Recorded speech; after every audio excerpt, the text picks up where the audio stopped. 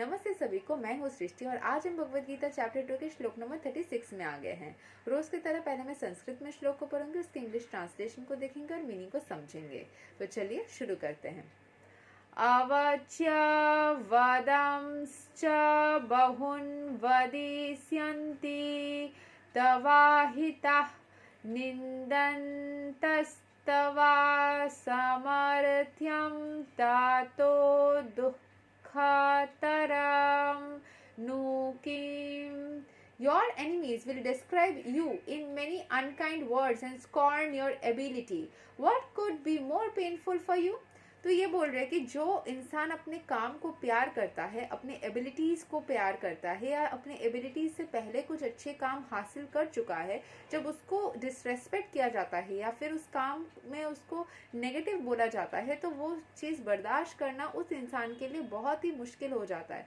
तो अर्जुन को वो वाला पर्सपेक्टिव भी भगवान समझा रहे हैं कि तुमको अगर लग रहा है कि तुम उनके प्रति कंपैशन दिखा रहे हो, ये लोग पहले तो इतना ही नहीं कि वो सोचेंगे कि तुम फेयरफुल और भयभीत हो और मजाक उड़ा के खत्म कर देंगे, नहीं, वो और भी गलत शब्द व्यवहार करेंगे तुम्हारे कर्म के प्रति, तुम्हारे प्रति, और ये चीज को प्रमाण करेंगे कि तुम एकदम ही इनकेपेबल इंसान हो। इससे ज्यादा पेनफुल क्या हो सकता है कि तुमको बार बार ये चीज रियलाइज करवाने के लिए वो लोग यूज करें। ऐसे घुट घुट के जीना क्या तुम जीना चाहोगे?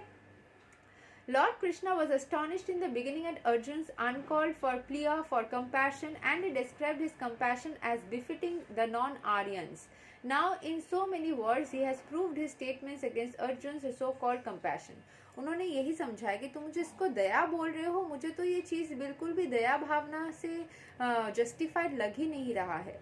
तुमको इस चीज़ को कभी भी मतलब युद्ध स्थल में आके तुम लड़ने के 1 मिनट पहले बोल रहे हो कि मुझे दया आ रही है, तब तुमको तो युद्ध के बारे में जब बात चल रही थी तभी सोचना चाहिए था।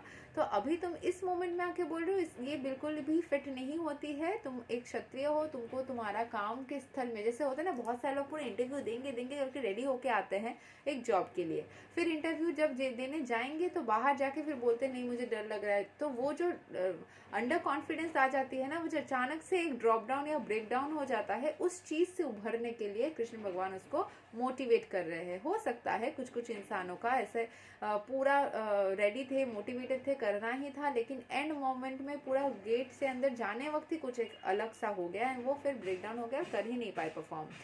तो उस मोमेंट में एक हौसला ज़रूरी होता है, जो कृष्ण भगवान अर्जुन को लास्ट मोमेंट में मोटिवेट करके उसको बैटलफील्ड में आगे जाने में मदद कर रहे हैं। ये चीज़ें अगर हम पहले से अपने ब्रेन को उस तरीके से रेडी रखेंगे तो हम हर किसी सिचुएशन में, चाहे अपने लाइफ की एक सिचुएशन हो या किसी और एक सिचुएशन में हम ट्रैप हुए हो, उससे निकलना हो, या फिर अपने अंदर की कोई आदतों को चेंज करने के लिए कुछ एक ठान लिया हो, उस चीज़ को करना हो, हर चीज़ में ही वो विल पावर के साथ में हम कर पाएंगे।